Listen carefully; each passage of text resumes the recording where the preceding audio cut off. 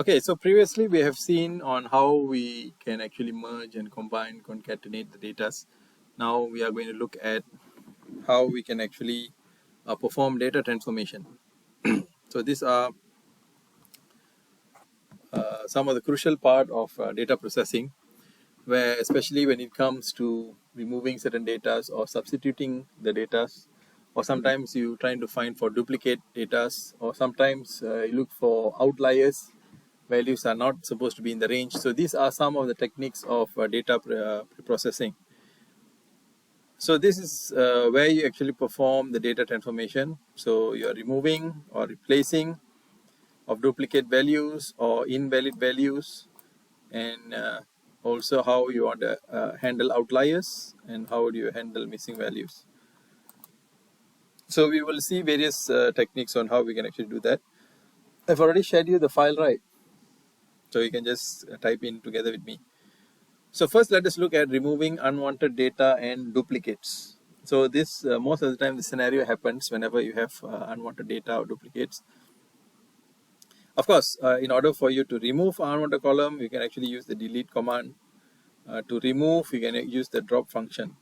So let's see how we can actually apply these functions on a data frame.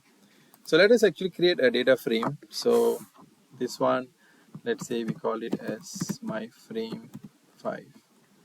So we are going to call the data frame constructor, and we are going to use the dictionary object technique.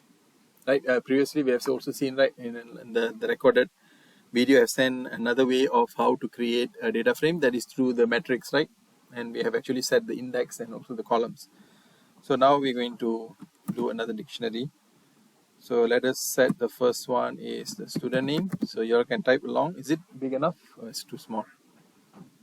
Let me try to. Is this okay? So we'll have. Oops, sorry. We'll have student name as the first key,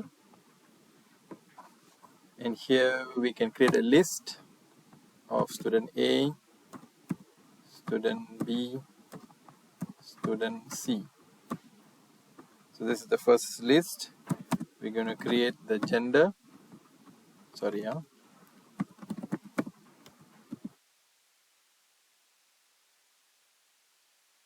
and we'll create the list for this as well. So male, female, male. So student name, three students, and then the gender. And then let us actually do age.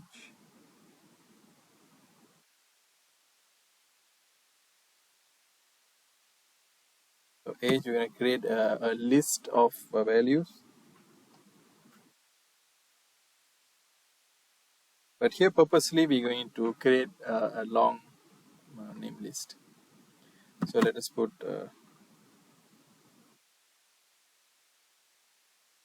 10, 14, 60. Purposely we are just going to put some other values to create an artificial outlier. 15, 16, sorry, what is it, 15 and 16, 7. Finally, we're going to create the school. We're going to create a list. So this one, we'll call it as primary, secondary,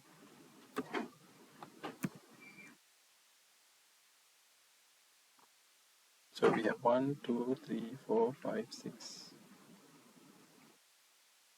Did I miss something?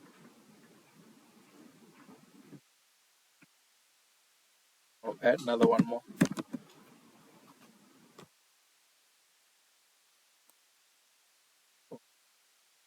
7. 7 and 3. So this one also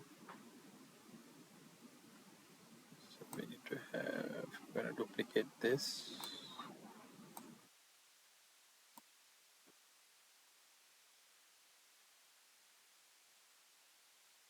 2, 3, 4, 5, 6,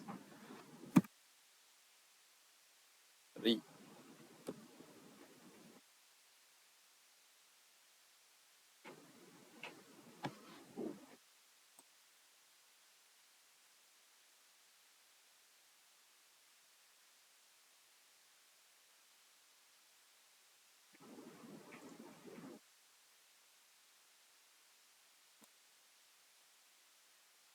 Let's try to see my frame 5.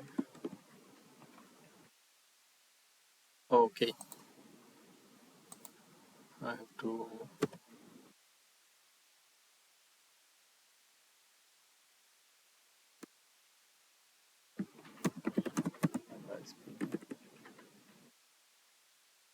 pandas.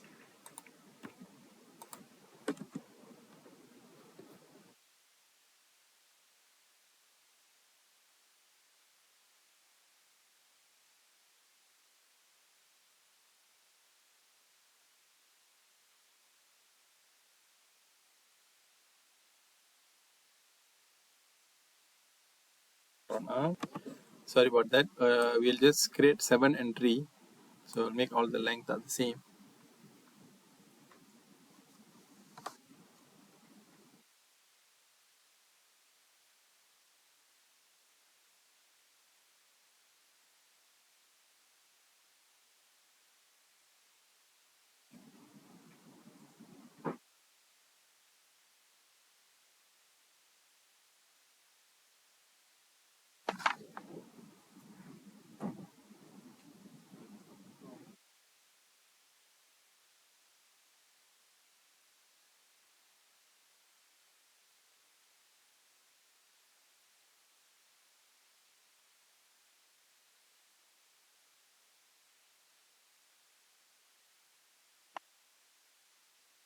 Okay, everyone managed to get their own data frame.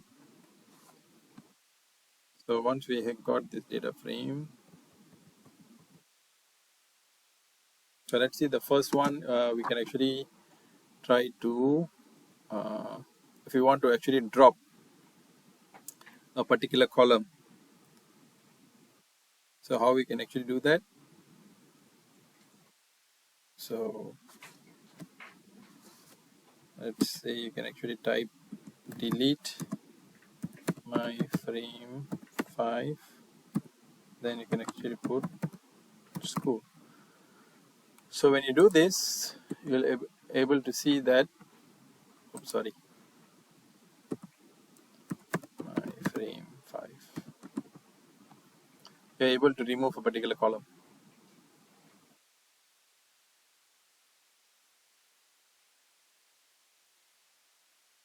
So this is one option. When you actually use delete, you can actually remove a particular column altogether from the data frame.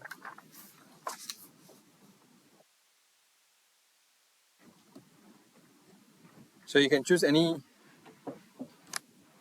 column that you want to remove. So you can use this delete, and you call the my frame, and then you specify which column that you want to delete. Did I manage to do that?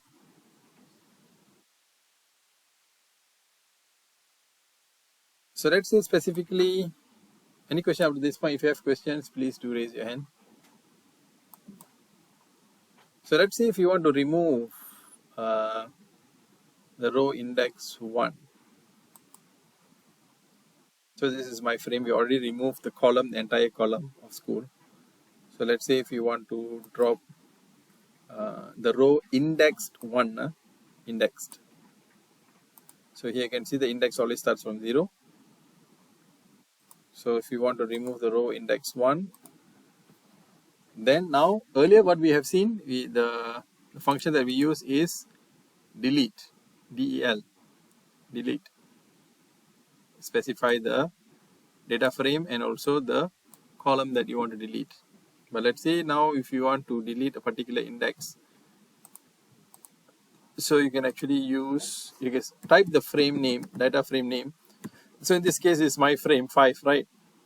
And you can use the drop function, and then drop is specify index 1. Do you see that index 1 is actually missing? It has been removed, right? So delete and also now drop. Any questions so far?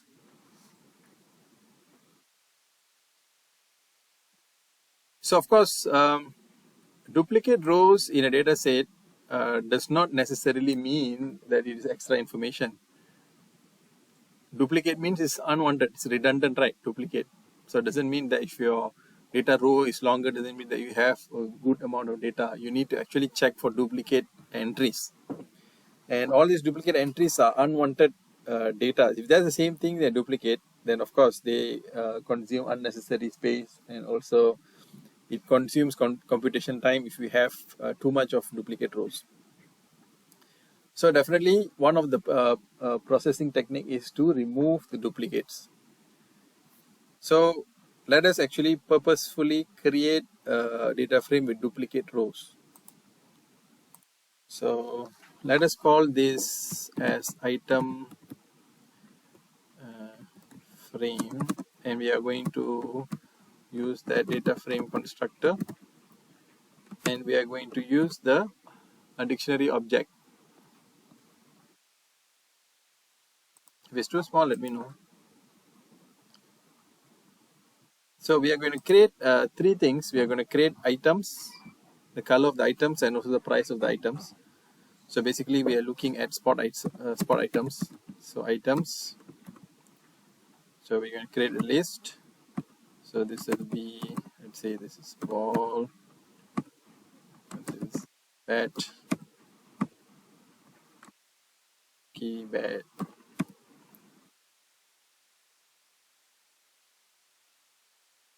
ball. And purposely we create back ball. Right, under the items, there are total how many? 1, 2, 3, 4, 5. We're creating 5 items, but purposely we are the 5th items, we are making it same as the first item. Okay, so now we're going to create what's the color key. We're going to create a list also. So for this, you can put whatever color, but just for the ball item, make sure you repeat it. So other, you can actually put whatever color that you want. White, let's see, blue, red, yellow. So 1, 2, 3, 4, and this one will be white. It will be the same as the earlier one. Okay, and finally we'll create the key for price.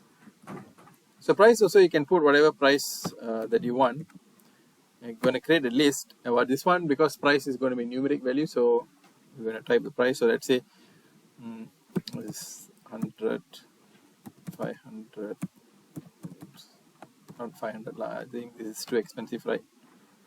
Let's say 10, 50 ringgit, 70 ringgit. You have whatever price that you want to put, no problem, 20 ringgit. But then we purposely, for the first and the last one, we are creating the same.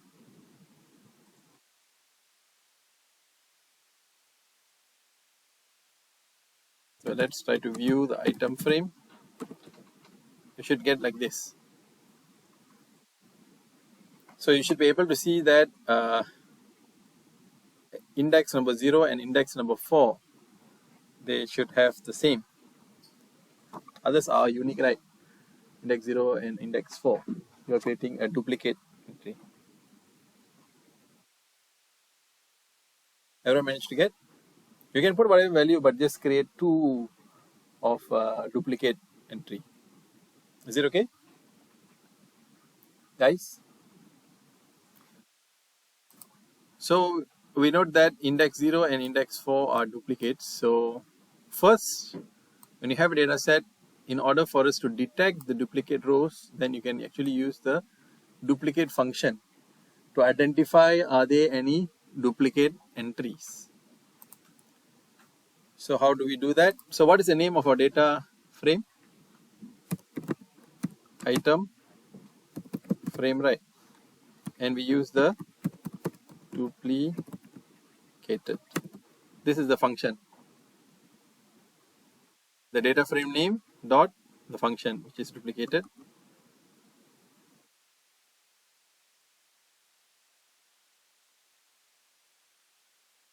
So what does it show you? What does this tell you? When it actually check each item, you say false, false, false, then item of 4 true means what? It's a duplicate item. This is now looking at here, we don't know it's duplicate with what, right? We don't know is it duplicate with what, but you know that it's a duplicate. So when we know it's duplicate, what are the things that we can actually do? Earlier we learned 2 things, right? On how to remove. What are the 2 things? Just now only we learned. What are the 2 things? Huh? Yes, drop and delete, right? Delete is what? For rows or for columns? Then for rows, drop. So we can actually use drop because drop requires you to specify the index number, right? So this tells you on which index that it has a duplicate value. So to display the duplicate entries only, that's what we actually use. We use the duplicated as the index to the data frame item. So just now it shows that which one is actually which index is actually a duplicate value.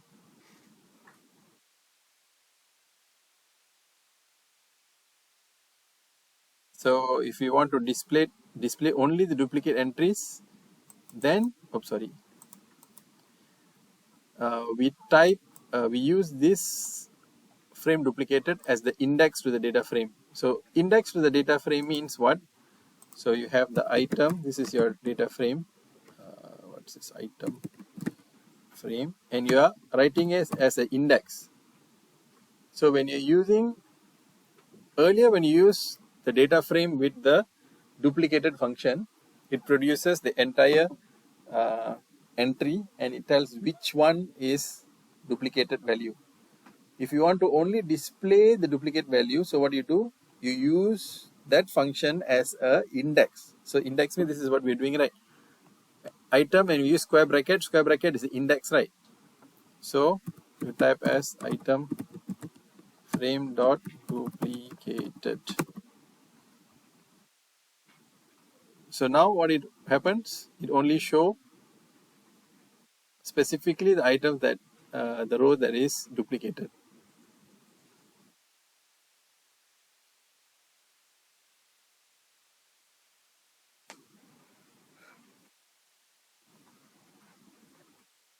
Now pandas also has a very good library, function. Just now we saw drop, but what is the problem now? Of course, now we have very few entries, right?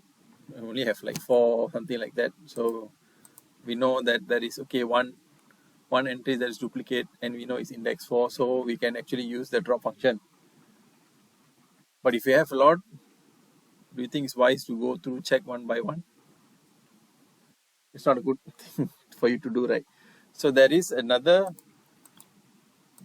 function to remove all the duplicate entries. You can use the following command. So this is item frame, and the function is drop duplicates. This is the function, drop duplicates. So when you do that, automatically the duplicate is dropped. So you don't have to worry.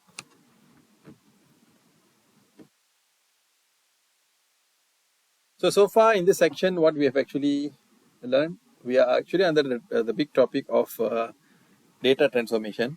And under the data transformation, we are looking at, we looked at duplicates data entry. And we learned about how we can actually use the delete to delete an entire column. And we have also looked at drop where you can actually specify the specific index. And we have also have learned about how do we actually wanted to uh, remove, identify the duplicates, and also use the drop underscore duplicate function to remove all the duplicates. So which makes it things your data unique. So you don't have to worry about duplicates. So one of the data analysis that you should do when you have raw data is you can try to identify, either you can try to view all those duplicate data, or you can actually try to see how many data are duplicated for your analysis purpose. So you'll know how the data is like, and you can remove the duplicates very easily. Any question up to this point?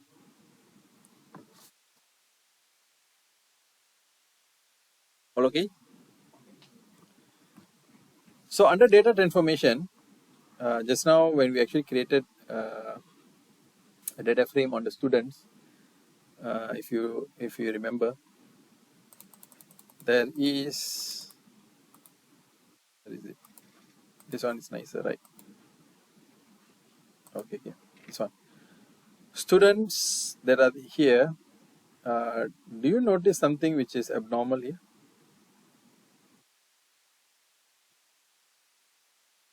Yes, one of the students' age, right? Of course, age is not a number for people to stop studying, but this one we're talking about primary, before we delete the school. So let's say if this one, if we don't have, let's comment this out. Secondary school, then but the age of 60, so it's a bit off. So this is known as outliers. So how do we actually want to calculate outliers, and how does this outliers affects in your data statistics? So it's quite important.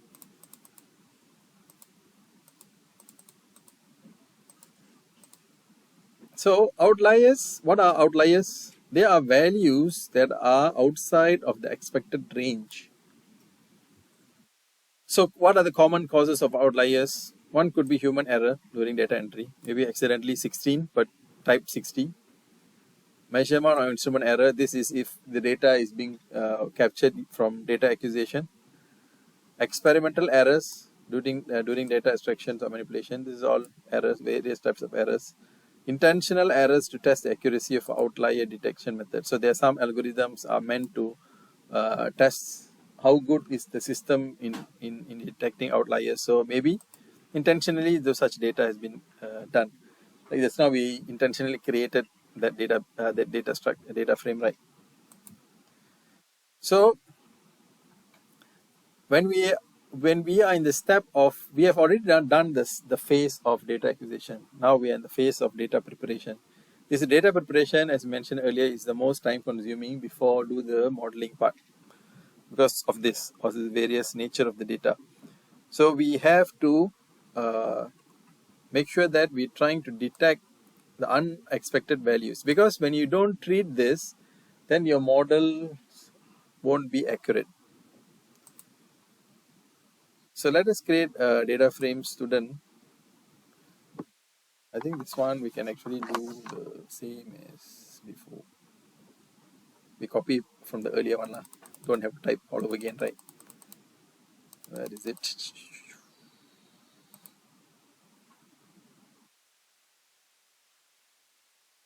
Just copy this whole thing. Let's go back there.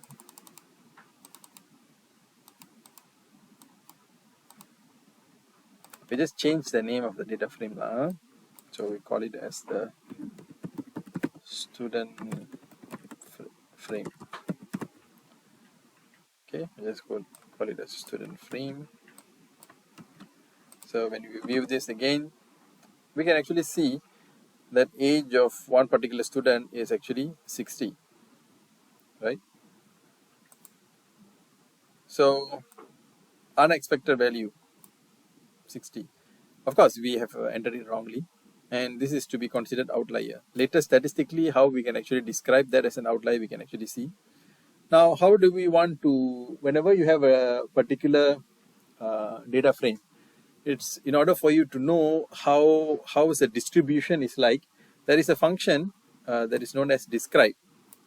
So we can actually use the describe function. So student frame dot describe.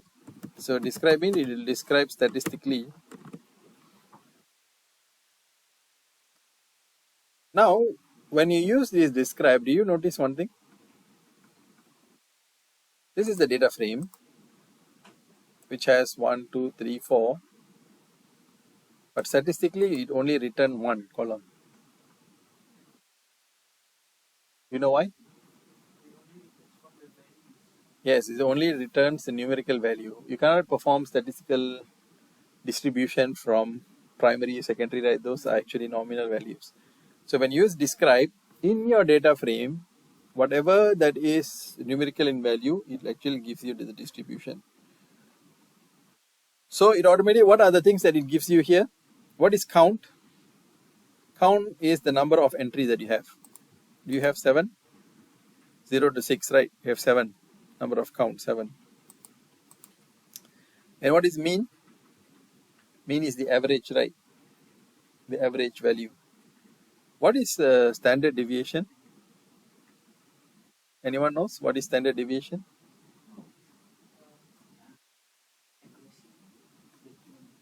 Error.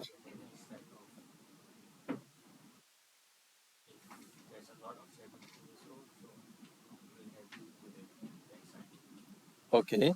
So basically standard deviation means how much is deviating from the mean, right? From the average. So that's the standard deviation. So if you see the bell curve, right, Gaussian distribution, you'll have the most distribution. The center is what? That is actually the mean, right? The average. It means what? If you have a particular data set, when you take the average, that is the most that you're actually getting, then you have the distribution, right? The standard deviations. How much is it deviating? How much is the distribution being deviating? So a high deviation means what? There's a presence of outliers, or you have to look into the data. That means the data is having a high deviation from the mean. And what is mean? Minimum. This is mean means minimum. Minimum value in the data set, which is 10. Is it correct? Yes, right. You can see the minimum age is 10. And then there is this 25%, 50%, 75%, and then there is maximum. So what are these? These are known as the different percentile. So what does it show you?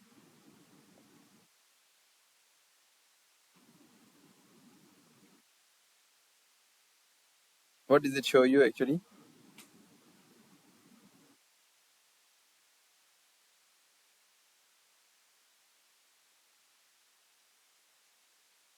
The minimum value of the range of data is 10. The maximum is 60. 25% of most of the data are around this value. 50% is of this value. 75% is of this value. It shows the distribution of the data. That's what it shows. So this is a statistical kind of description of the data here.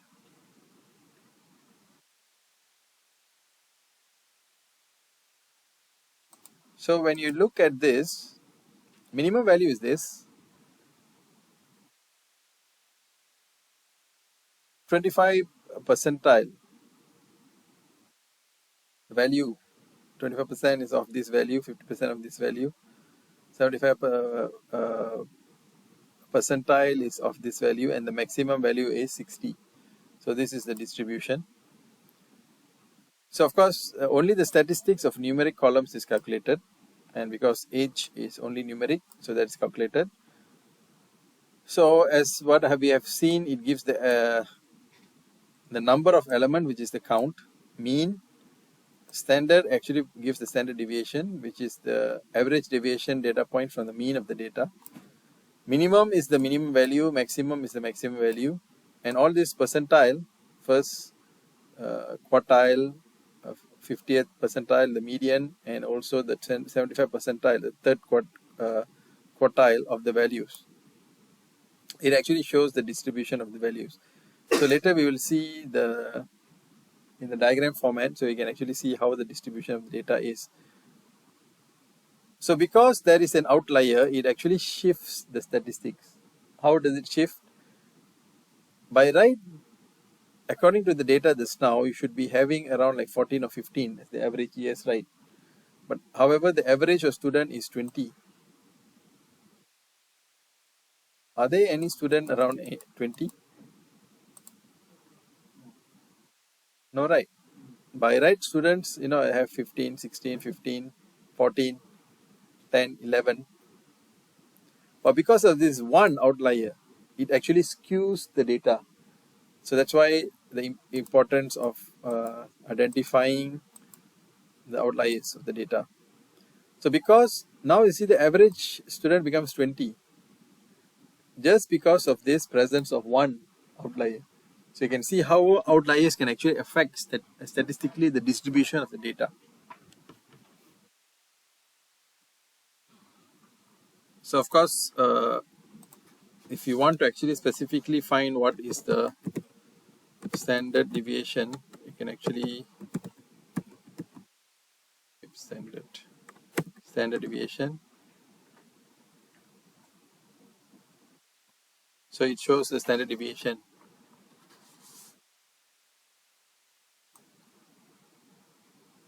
(17).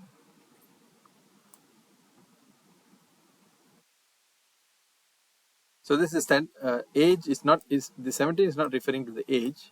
It is age means is the column, and the standard deviation for the age is for the age column is 17, which is a high deviation from what it's supposed to get. So there are a few ways that you can actually detect outliers. Of course, one way is if you look at the mean and median. What is mean again? Average. What is median? If you arrange the data in a sequential manner, you can see that median is the middle one data. What is mode? Yeah, frequency. So if the mean and median, the difference is too high, that means there is an outlier. So one of the visualization approach is by, of course, using this interquartile range, IQR. Interquartile range, IQR. So, and this is of course in a visual format, it is actually shown in the box plot. So in IQR stands for interquartile range. So interquartile means it shows the distribution of your data. So in IQR, we actually divide into 4 quarters and we sort it in ascending order. So any data point that actually lies outside of the third and first quartiles is to be considered as outlier. Of course, this is some of the difference. Let me just show you the image first so you can understand. Maybe I should have put the image first. So this is a box plot. Have you all seen box plot before? No? This is sometimes when you use for your final year project, whenever you have data, this is a very good way to show the distribution of your data. So this is known as the minimum value. Remember earlier we actually had this describe function. We just used it right just now. The minimum is what is the minimum, the smallest value in that range of data. Maximum, what is the maximum value? And what is the first quartile? This is the 25%. This is the median, which means it's the middle value. And this is the 75%. And this is the max. So if you arrange your data from the lowest value until the highest value, you'll get a box plot. But what is this box plot is showing?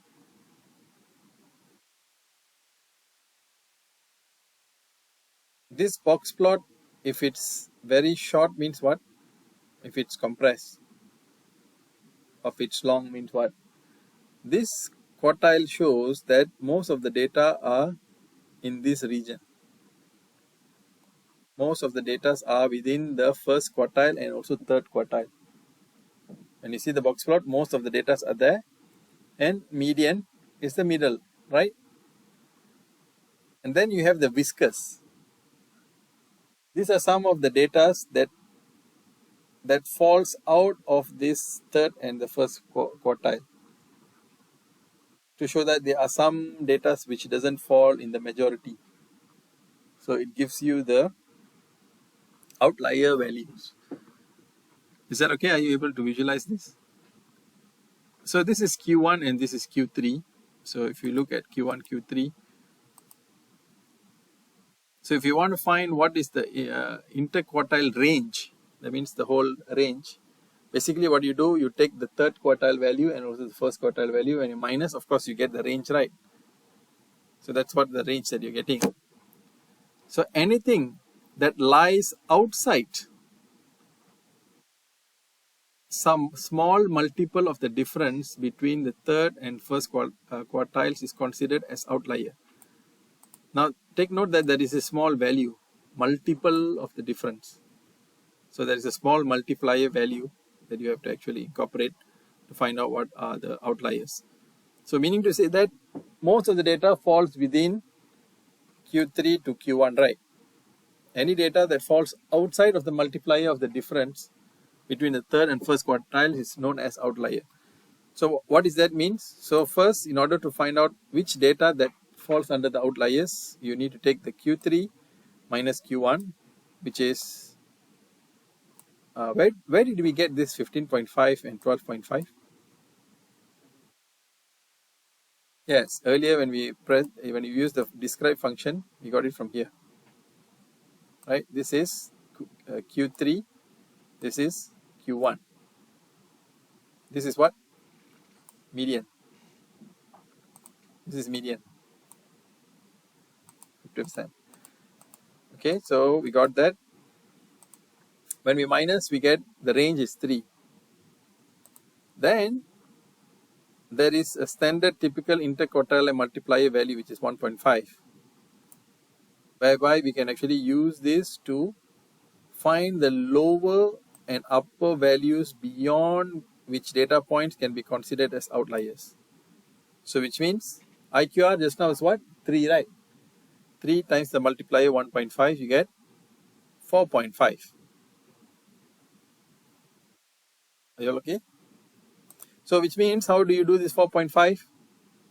From the lower limit, you minus 4.5, you get 8. How did you get 8? Because this Q1 is 12.5, right? So you minus the range, the lower limit, this is 8. And the upper limit is Q3, which is 15.5, plus with 4.5, you get 20. So you'll get the lower limit and upper limit. So using this formula, the maximum, the lowest limit within this range of data is 8, and upper limit supposed to be 20, based on the data distribution.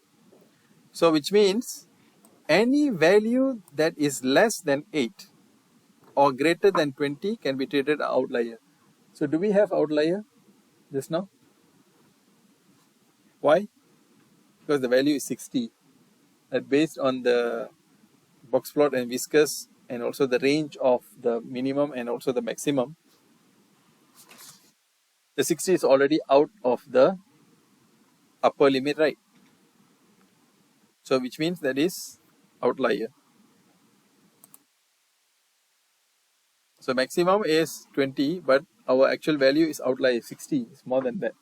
So those are known as outliers. So let us actually try to do the calculation to calculate the lower and upper limits. So let's do that. So let's find the first quartile. This one we are getting from the student frame. So earlier when we used the STD, we actually extracted the standard deviation. So likewise, there's also, you can extract out the quantile. So you need to specify 0.25, which means this is the first quantile. Q3 is student frame. This is quantile. This is 0.75. So this one is set as your, this is 25% or tile 1, which is Q1.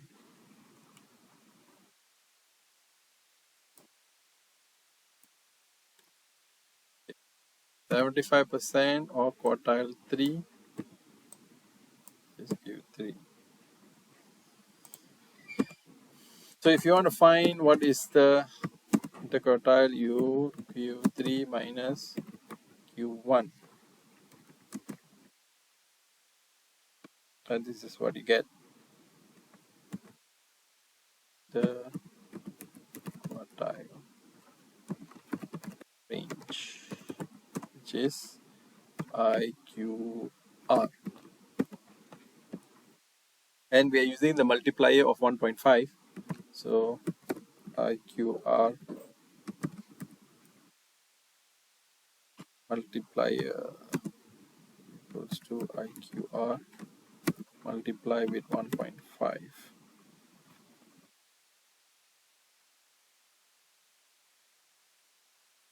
So in order for us to find the lower and upper limit, so the lower limit is what?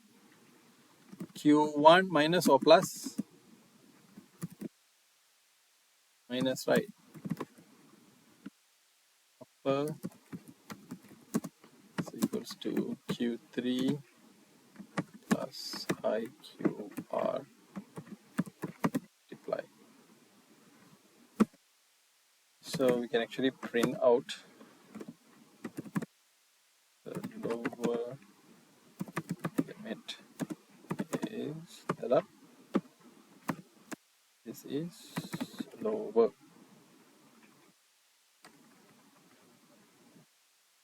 The space here. And we can do the same for the upper one as well.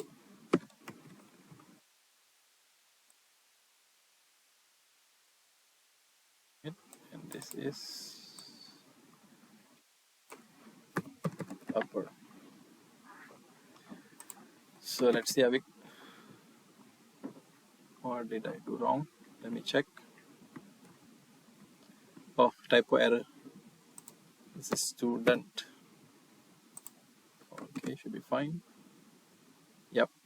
So you can get the lower limit and also the upper limit.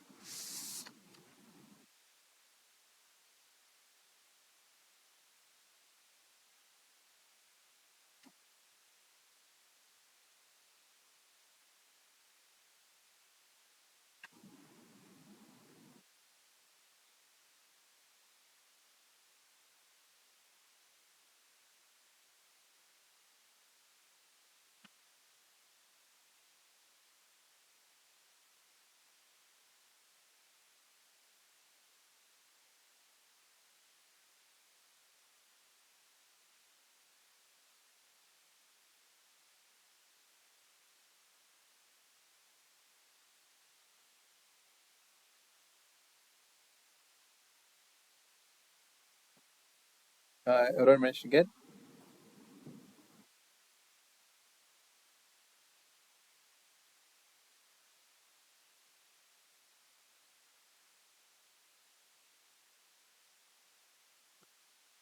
Yeah, let us try to just try to access student each. We create another duplicate frame. Student frame 2. We are actually extracting only the student frame. I'm going to extract out only the age.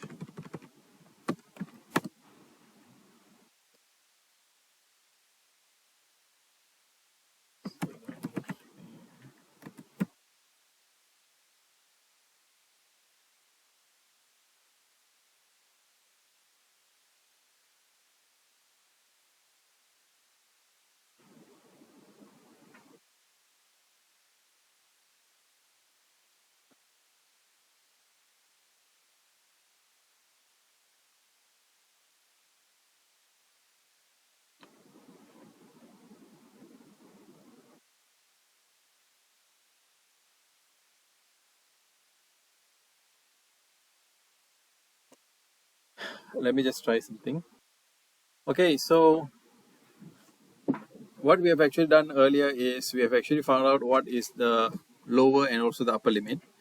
And now we will use this lower and upper limit to remove the outlier so that anything that's outside of the lower and also the upper limit will be removed. So how we can actually do that is, of course, this one we just viewed on the edge that is available. So we can see that the edge 60 is actually outside of the lower and upper limit, right? So we can actually use this edge student frame underscore aim, and we can actually compare it with the lower and also the upper limit, and we can update the student frame database. So how we can actually do that is, this is the student frame data frame. So this will be equals to student frame. So we are going to set the index now. So the index that we're going to use is student frame. We are looking at the age, right? All those ages that are more than the lower. So we're going to use integer lower to make sure that the lower is actually using in integer. Now when you do this, what happens? So let's try to view the student frame. Is there any difference?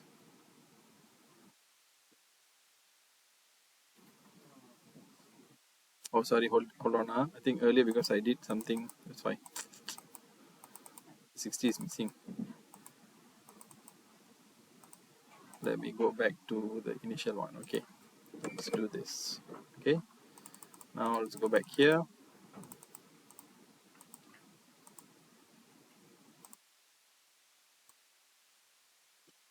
Is there any difference?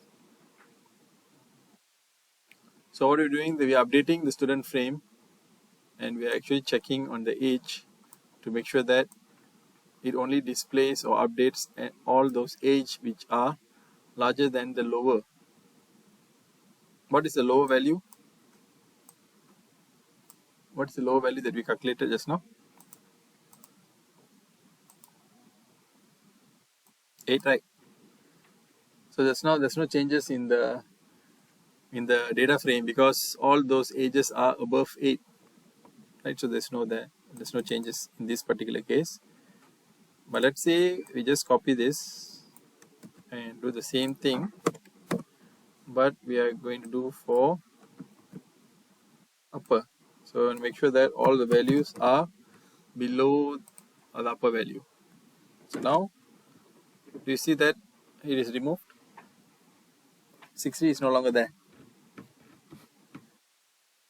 Are you all able to see? It's too smaller.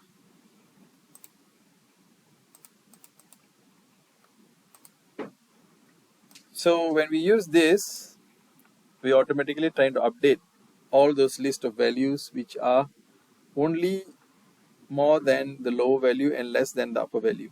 So automatically you remove the outliers, right?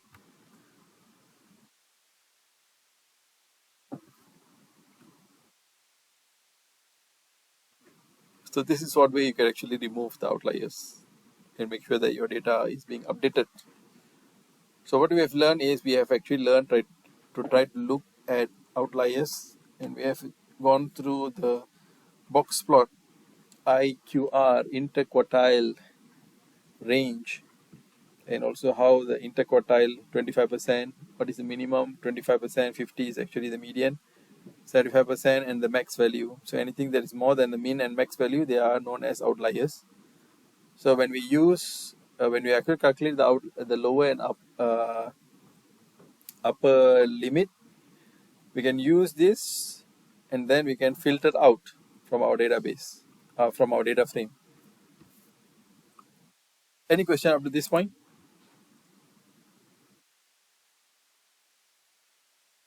Right. So this one I might leave it. So next subtopic that we're going to see is handling missing or invalid data. So we are seeing the various aspects, right, on data transformation. Now we are looking at one aspect which is on missing or invalid data. So sometimes some of the data might be missing, and sometimes whenever you have a huge data, it's difficult for you to go through. So you're going to use the pandas libraries to try to find out for any missing entries. And if you have such a, why is it very important to treat the missing entries? Is because if you have such missing entries, then what happens, it actually affects your modeling, and later on your model accuracy will be quite bad. So how can you actually treat or handle missing values? Missing values can be ignored if they are not important. You can remove them. But ignoring is the last option. It's not recommended to do, because let's say if you have a lot of missing data, then if you keep removing all the rows, what happens? You tend to lose out on data. So ignoring is not the best option. Filled in or removed or dropped. So filled in is one of the best things that if you can get, if you can do it, you can substitute with the average values, or sometimes if we have nominal data, like for example average, good, best, how, and sometimes you have missing data. So how do you fill those data? Any idea? If you're looking at students grading, for example, best, good, worst, you have it categorical, right? So how do you replace, if numeric, of course sometimes you can take the average, things like that. Categorical data, how do you replace if it's missing? You can look at the distribution, you can look at the mode, right? Which one is actually the most repeated? So using your discrimination and also your intellectual power to think that, okay, it'll be best to substitute because most of the data consists of this particular group of students, like that. Okay, let's try to create some series object with the missing value. So sorry.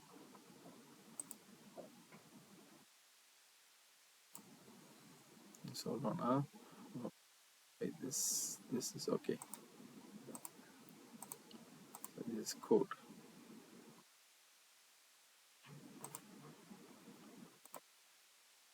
So let's type in my series 4. We are going to create a one-dimensional data frame, which is a series.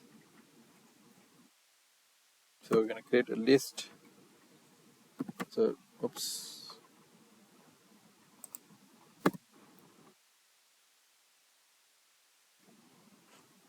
So 10, right? So 10. Sorry, supposed to have this. You can put 10, 20, 30. Now you can also put none. There's no value at all. 30 is there. So 40, 50. And you can also use the, I think, numpy. We didn't use numpy, right? Did we?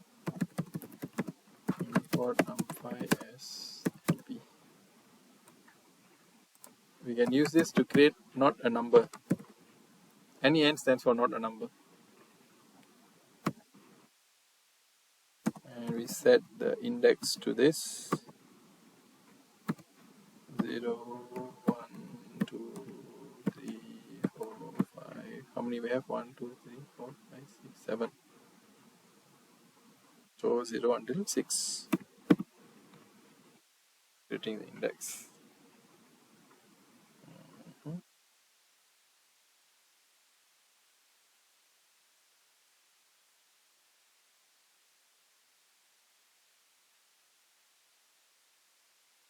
So let's see, we can actually use this print my series 4 and use this one is null. Oops, sorry.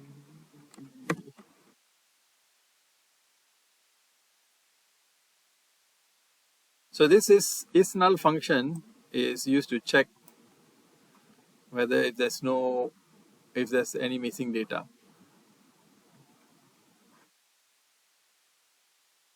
So you can see the false, 3 true and true, right?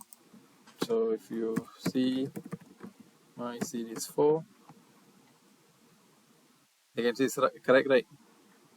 Whenever you put none or not a number, it actually gives any n, not a number. So you see on index 3, it gives true, and index 6, it gives true, which means these two, index 3 and index 6, is a null. That's missing value. That's what it means.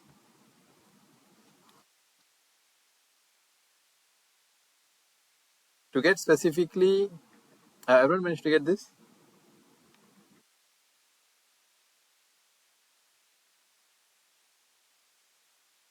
So specifically to get the indices of where the values are missing, again we do the same thing like how we did earlier. This is my series 4. We're going to use the index. My series 4 dot is null. So this will specifically give the indices of the missing values.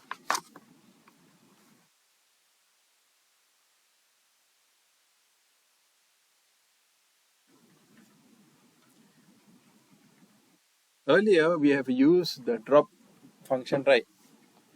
Can you remember for what? What does the drop do? Yes, it removes duplicate, right? So likewise, there is also option to function to remove the missing value, and that is known as drop now. So you can actually type, let's say my series dropped. We're actually having a new one. So this is my series 4 and using drop now. And you try to view my series dropped. So you can see automatically it has been updated.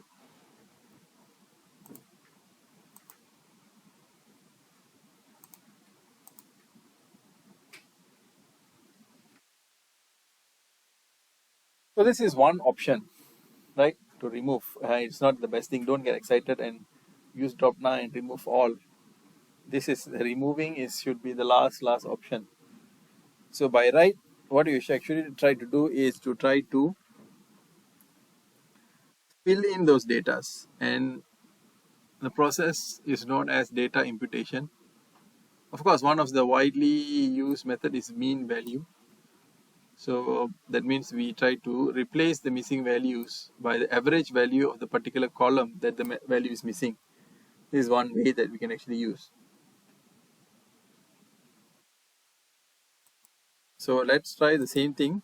Instead of here, why we use my series drop and we didn't change that my series 4 is because we want the my series 4 to have uh,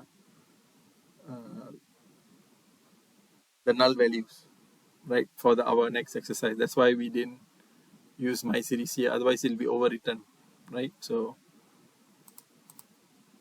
how do we actually perform? Just now was dropped, so now my series 4 filled. So this is the fill method. So we're going to use my series 4. Here we're going to use fill now. This now is drop now. Now it's fill now. But this one now we can actually specify what we want to fill it with. So we can say my series 4. Sorry. We want to fill it with mean.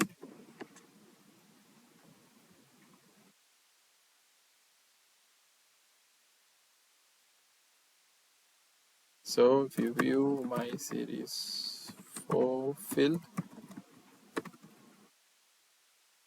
you see that earlier it was empty, but now it's filled. Index 3 and index 6. Why is it filled with 30? Because if you take the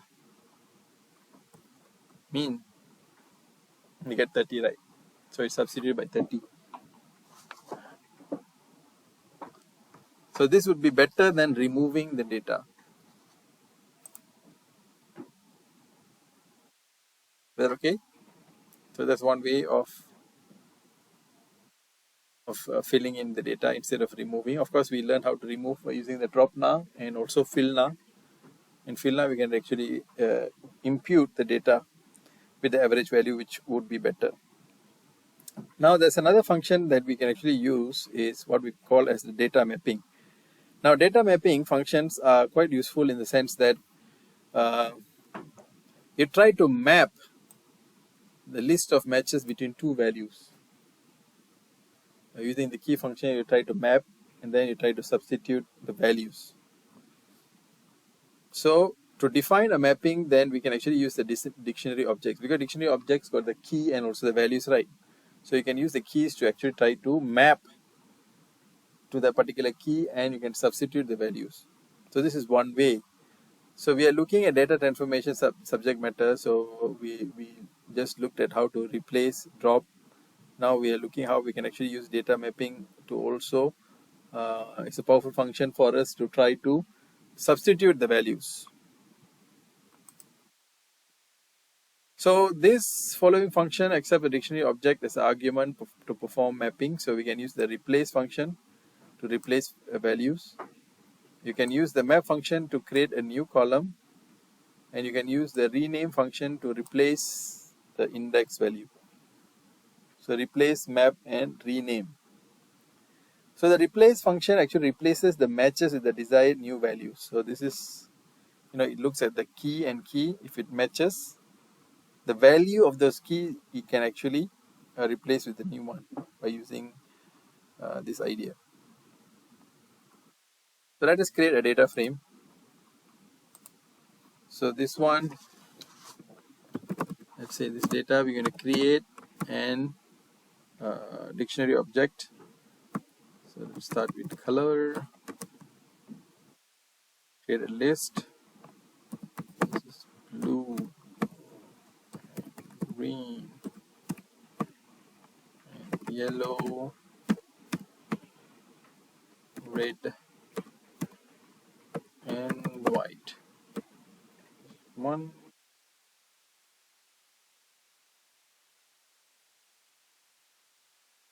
I'm sorry. We create object.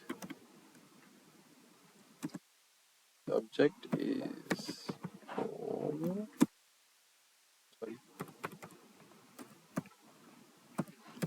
pen, pencil, paper. Try to follow this one exactly as mine so that we can actually do. Then we're going to create the price. So 3 keys: color, object, price. This one will create value. So this is 1 ringgit 20 cent. This is 1 ringgit. This is 60 cent. 90 cent. 1 ringgit 70 cent. So of course, in order for us to create the frame, so we call it my frame, you need to call the data frame constructor frame and you pass the dictionary object. Then you can view my frame.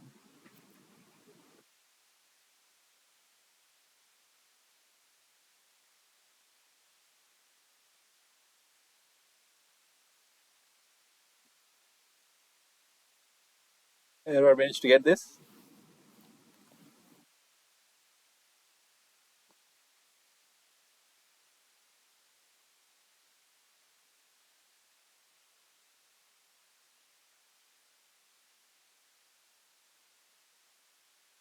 Done?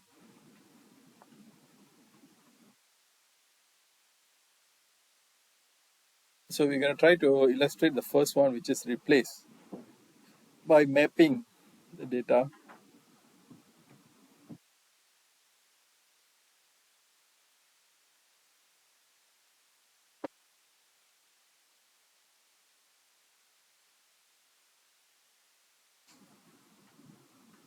Done. Can I go to the next one or still typing? So now, okay, this is our data frame that we have created. So we are going to create another dictionary to perform mapping. So remember, dictionary always has this key value pair, right? So this dictionary will be provided as an input argument for the replace function. So let's create another one. This is, let's call it as my map, and you're going to create a dictionary also. So here you're going to use blue. Here you're going to change this to dark blue. Then you have let's say green. Maybe this one you want to change to light green. So you have created another map whereby this blue and green is actually nothing but referring to this one, the values, blue and green, right? But in mapping means you try to map the datas. So when you create this, what it will look for, it will look for the exact word, and you try to replace with this one. So when you use this one, my frame, that's not what's the name we use. My frame, yeah, my frame. My frame. Now, if you update it, sorry, my frame dot, we're going to use the replace function, right? And now in this replace, we need to pass this my map. So my map is now is the input argument. So when you use the my map input argument, what it will do is it will look for this values, blue and also green. So whenever it finds it, what is this function supposed to do? Replace. So whenever it finds blue, it will replace with dark blue. Wherever it finds green, it will replace with light green. So see, now, do you see that color? So this is known as mapping.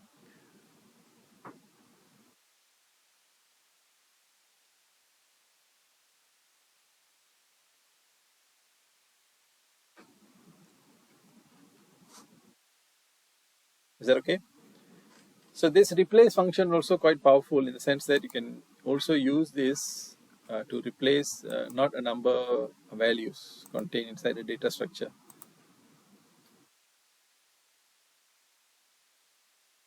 Not a number will actually means it's blank, it's empty. So that will produce a problem later on when you want to do modeling. So you have to have value. So one of the way is you can actually replace uh, the NaN or not a number with 0 if you want, like for example. So let's say, let's create another series. PD, we are creating a series data frame. So this one, let's say again 1, 2, using the NumPy, NaN, 4, 5, use the NumPy library to create this. Okay, let's try to view this, my series. So you can see that there is 2, not a number. So what you can do is my series, now you can replace. Remember that replace the first what we did before is we actually provided, supplied a dictionary for it to use, right? Because in the dictionary itself there is this key and value pair. So whenever it finds this value equal, it will substitute with this. It will replace with that.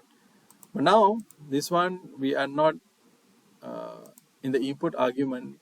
We are not passing a dictionary. So what we can do is we can specify what are the things that we want it to look for, which is look for the not a number, and we want to substitute it with 0. So when you do that, you see it replaces.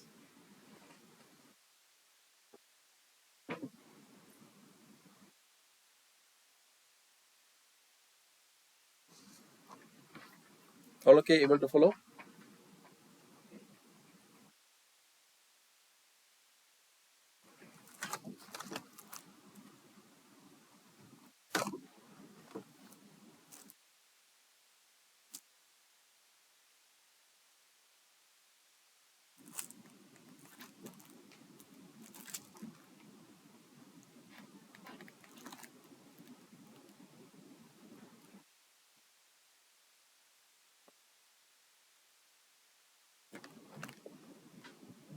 Okay, let's carry on. So if you want to add a new column to existing data frame, we can actually also can create a dictionary object that actually can serve as a map.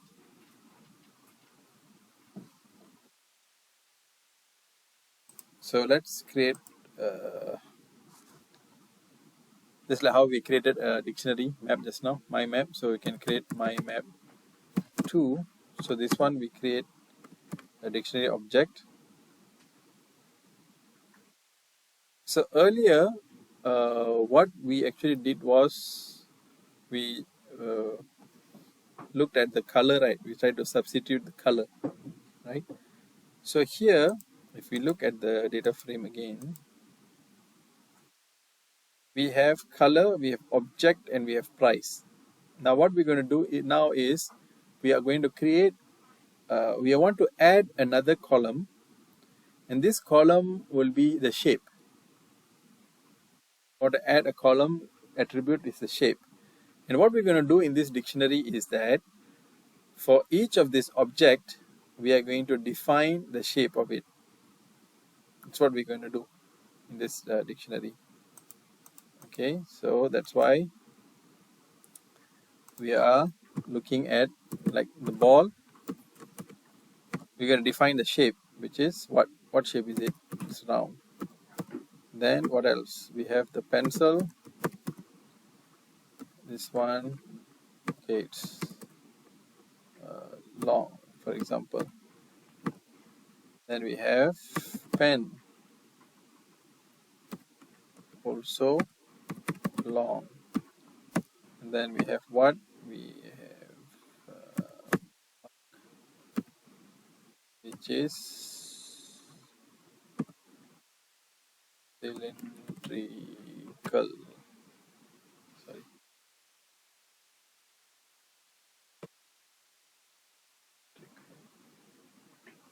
Cylindrical. Maybe I put like this so that it's easier for you all to see. It's better, right?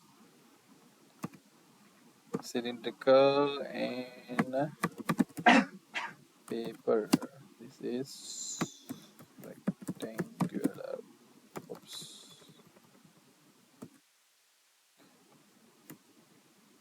Rectangular.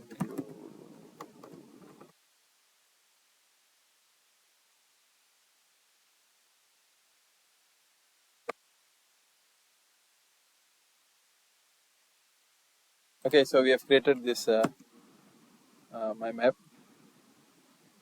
So we are going to add this to our my frame. So what is the new column that we want to add? We're going to call it shape. So this is the new column that we want to add, right? And this new column is taken from my frame, and we are going to use a map function. So earlier we used the replace, now we're going to map it. We're going to use it to map. Earlier, what we did is the replace, right? So whenever it finds the blue, it replaces it with the dark blue. Now we are going to use a map function. So in order for us to map, we need to define the column that we want to map it to. So in this case, the shape is actually referring to this, right? This one is referring to which attribute in the my frame? Object. So that's what we have to put here. Object. Is it capital O or small o? Small. Okay. So we're going to map it to the object. So we're going to use map function now, and we're going to pass the dictionary my map 2. So what this will do is it will create a new column, and this new column is actually will be using this my map to the object. So wherever there is object ball, it will accordingly give the shape round. So when you map like this, then you do my frame. Do you see that? Now it added the shape, and also accordingly it maps that attribute of the shape to the object. The round is actually meant for the ball, right? So it matches correctly.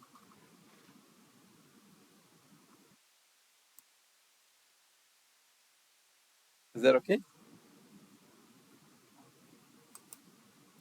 So this is what we actually use the map function. And finally, we are looking at uh, renaming the indices. So these are the three things that we are looking at under this segment, right? Replace, map. I mean, under the map function, we are looking at replace, then we actually map, then we are looking at the renaming of the index. So again, the same thing in this mapping function, we always create a dictionary for us to actually map. So the same thing if like we want to change the indices of a particular data frame. So look here, this is the indices, right? 0, 1, 2, 3, 4. We can actually use this also to change, to rename. So let us create a new map dictionary. So this is we use 0. Let's say this one is first, comma 1. This is second.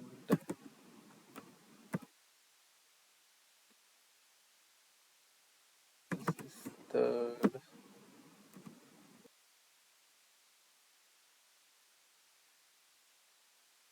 This is fourth. This is fifth.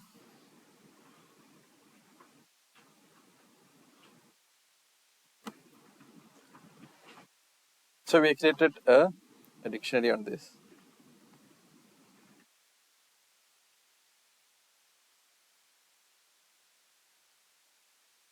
Sorry, I didn't put the comma here. Okay, so when you want to change the index, you just put my frame, use the function rename. This rename is for the index, and you pass the argument, your dictionary argument, which is re-index, right? And then now you're trying to view your my frame. Okay, didn't change also.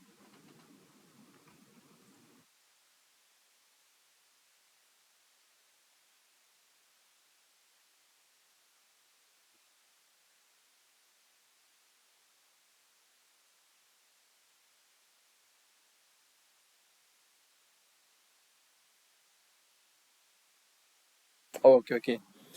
Because after we rename it, we didn't assign the result to the right hand side of the my frame.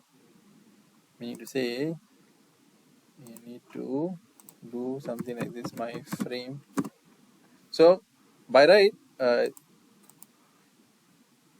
supposed to write like this, my frame equals to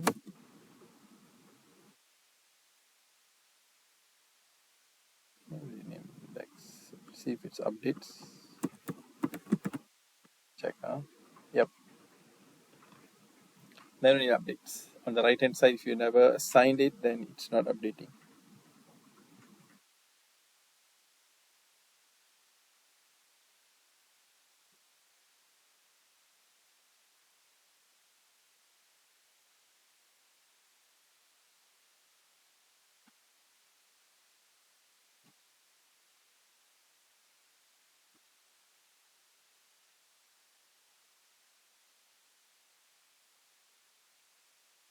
Is that okay?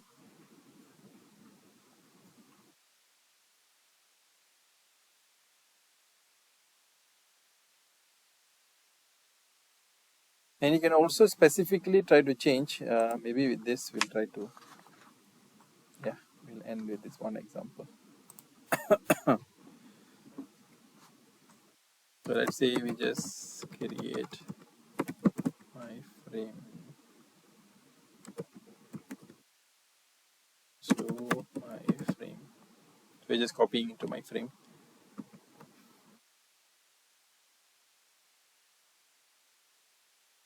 So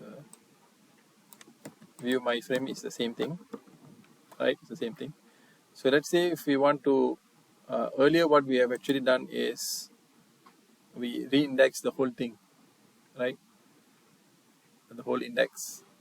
So what if we just want to rename just one or two selective things only? So you can do that as well. Sorry. So you can put as my frame new rename, and you can specify specifically, because whenever in data frame you have the index and also the columns, right? These are the two key. So index you can keep as, straight away pass the dictionary, which is first, replace it with 1. This is index, and column,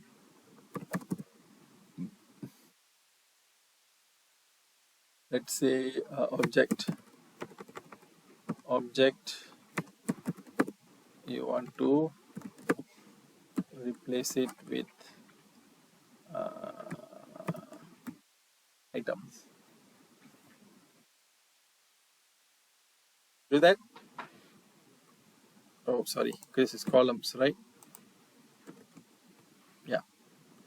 So now you can see that this specific thing is actually changed, and also the object is now substituted items. So I'll stop the recording here. We'll continue.